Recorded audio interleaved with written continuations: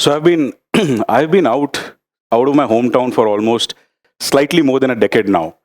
And while I usually don't feel homesick or nostalgic or miss my parents that much, uh, as I've been approaching my 30s, universe has been throwing these signs and signals from time to time, and I've been getting this urge to shift back home. For instance, while the local eateries and food joints, they have tried to live up to their promises of offering authentic foods and taste, I quickly realized that it's not them who are wrong or at the fault. It's me. It's not you. It's me. You see, my cravings have actually turned to nostalgia, where I'm no longer just missing the food, but the memories associated with it. Right? For instance, strolling through the gullies of my hometown, finding that perfect greasy roadside stall where I could eat, and then stealing money from my mom's purse to go and eat there. Taste, in fact, was actually the last in the series of obscure emotions that I was thinking. But I thought that that was the main culprit that led to this entire Alice down the Wonderland. The other day, I was waiting for a friend at a hotel reception when the pleasantly pungent smell of the air freshener took me back to my grandmom's place, reminding me of that face cream that she used to rub on our cute little faces to avoid the skin to get dry during winters. It was the smell of familiarity and the taste of belongingness. Given we introspect enough, reflect often, and try to have a little bit poetic curiosity, we can see that life is nothing but a series of stories laced with nostalgia, satire, humor, etc., and whatever you want to call it. And I believe, in my experience so far living, I believe that in order to slow down time, rejoice life a little bit more, live a more unhurried, meaningful life, one needs to keep weaving intimacy from time to time with these stories and these memories. So, this goes back in 2014 when I had just graduated college and I was getting onto my first job. I realized that life had picked up a sudden pace and I was caught off guard. Time was something that felt vicariously, something that happened to other people. But soon I learned to move along with it, and inevitably I had to move along with it. Time was spiraling by, and life felt like constantly moving inwards. More importantly, I thought and I realized, and I could see ever more clearly than ever before the rules that were set around me, or set around us rather, to live, love, and pray. So naturally, when this kind of a existential crisis hits you, it is followed up with a lot of questions, including how do I pause more often in life? How do I contentfully live the moments that I had? The more photos I took, the less I felt like looking at them. So how do I really savor these moments so that I can cherish them for a longer duration? Particularly when I was not able to find the answers living by the rules that were already set aside. Here is where the story begins. Turns out, I was quite a natural when it came to exaggerating office gossips. And this innate skill of mine caught the attention of a fellow colleague, and he recommended my name to a storytelling collective. This is the foundation of the so called accidental storyteller in me. Now, mind you, growing up, I was never a scribbler or a writer, so much so that I was below poverty line when it came to writing, reading, or perceiving literature of any kind. So, the only way when I was tasked and asked to write and narrate to a live audience, the only way when I could create something was to pluck the plot out of my own memories and personal experiences. But you see, a story requires a character, a twist, and a closure. Thus began this huge search in this huge pile of memories, probably much larger than the pile of clothes lying on some unused chair in the corner of my room. Some were easy to use, ready to use, required a little bit of ironing, and I could use them. Others required varying degrees of confrontation. You see, washing off unresolved emotions is not that easy, comes at a cost. They started as it started as basic flashbacks, when it came like a lightning, and eventually evolved into vivid recollections of time, day, and instances. But performing for the first time in front of a live audience in a very long time, I actually felt content from within. I traveled from Pune to Mumbai for a 5-minute spoken word open mic slot, traveled literally hundreds of kilometers. I was not tired. I have had recognitions and awards before, but this felt something very surreal. It was like, your date with art. Took me almost 2 days to really sink that in. A first of its kind experience, right? And as this previously undiscovered so-called innate skill of mine started finding more and more creative outlets, writing became therapeutic and storytelling became second nature. And there I was. Constantly now I would be on the hunt and scout for anecdotes and stories, particularly on those obscure emotions from our daily lives which get missed on when we are moving around. They're right in front of us, but we tend to miss them. They're invisible to our naked eye. We are so busy. Like using life's most happiest moments as cheat codes for the real world, to celebrating my dad's small attempts in rekindling our relationship, from from trying to process the grief of a lost loved one by stuffing myself with emotional music, to memories with food and pungent smell. In the school of life, I started reciting these small bits and memories to myself, for like better recollection and retention. And with each draft that I wrote, I came closer to what life really meant. Life seemed to slow down. I could observe better. I could look at things more.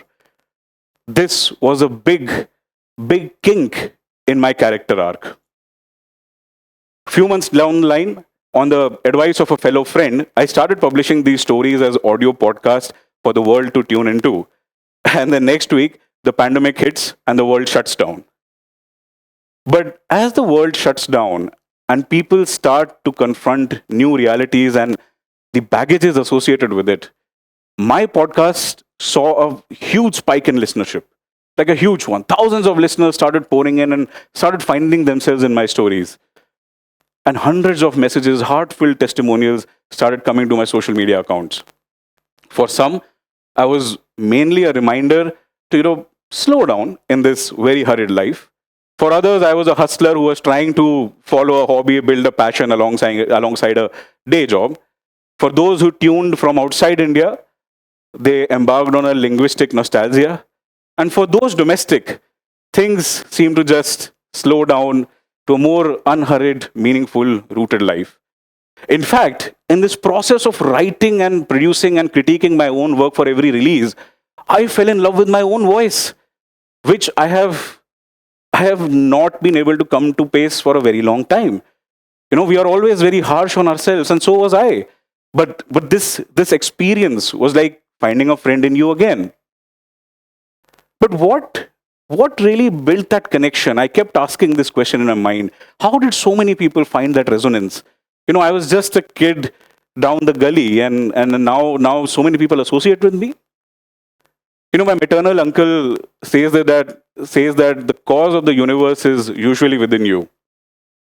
So when this widespread resonance happened, I found myself in a grilled sandwich of self-awareness, unresolved emotions, stuffed between time-toasted habits.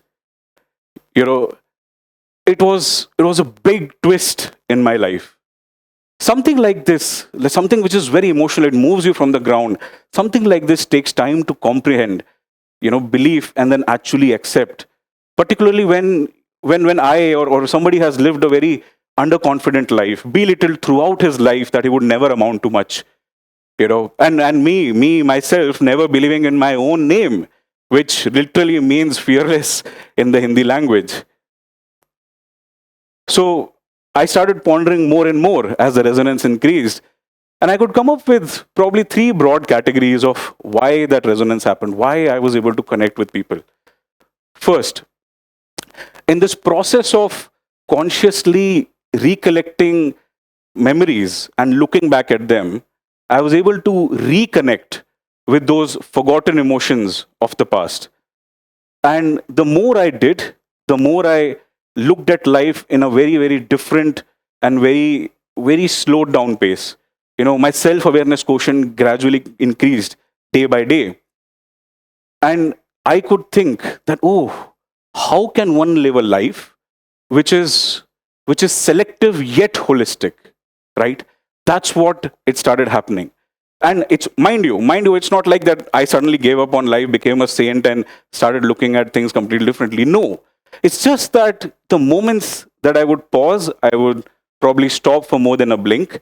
If I would observe something, I would look at it for more than just a glance, right? The focus is what on those unsaid things around me, both living and non living.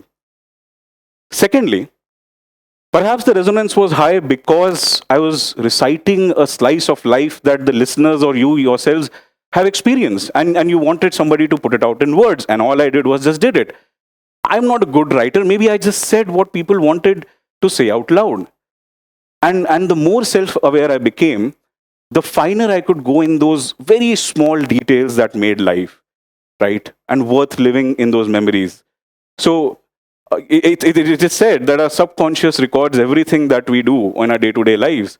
And if you go back into that subconscious, come out with some amazing pieces, and try to stitch everything with wordplay, with nostalgia, and narrated with colloquialism, there is a potential for you to evoke a cognitive bias towards a particular emotion, right? You you can make the audience wonder, rejoice, and introspect. Third, and lastly, the medium, right? Audio is a very sensory, very intimate medium. Even when consumed passively, it has the potential to create the theater of the mind. And the same content in audio can be consumed differently by different people, purely how personalized it can be. There is no picture. There is no picture. You don't know how I look. There are no implicit biases. How I look, what do I eat, where do I come from, what's my background. But you end up creating a picture of me which is closer to your life experiences. It is somebody which is more empathetic to you in your daily lives. You feel one with that story. And as the story flows, you're able to perceive the small inflections in voices, the changes in tone, and the overall variations in mood much more closely, because the story, the character, the voice is an extension of your being. Now, gaps in these memories were filled with imagination. Mind you, these are first person narrative fiction stories, which was sprinkled with fiction to make it more relatable. So, gaps in these stories were filled with imagination. Imagination requires one to venture into the unmapped corners of the human mind and come back with words and visuals that will give form to your most weirdest yet most familiar thoughts. In this new age of audio storytelling and podcasting, particularly in a society that runs large with biases and belittlement, this technology and thought combined gives the power to any individual to be expressive about anything that they believe in and anything they want to bring it out. Could be myths, traditions, simply knowledge sharing. Audio cuts through the chase and gives everybody a voice. You can express yourself to the last being, or you can, like me, try to eventually heal yourself, find your own voice in very literal sense. A very different kind of a listener-creator symbiotic relationship is emerging, where creators or people or individuals, those by choice or by circumstance, are not able to put a face to their name in form of video content. Audio allows them to really bring all the personal moments together, pack them in very powerful conversations, stories, or knowledge sharing, and put it out to the world, and let people be driven in a more unhurried, rooted, meaningful life. As I was growing up, my dad and I would play this game every weekend, where he would give me these random English words and would ask me to flip through the dictionary, not the digital dictionary. Back in the day, these are all hard copies, big fat books. In a matter of seconds, his intent was that he was trying to help me strengthen my vocabulary and increase my command and better my command on this not so native language for me. Looking back at memories was like having my own dictionary. And audio provided me the medium to flip through time and again. I could look back, learn, relearn, look back, think of ahead, write, think of ahead, do a lot of things with it.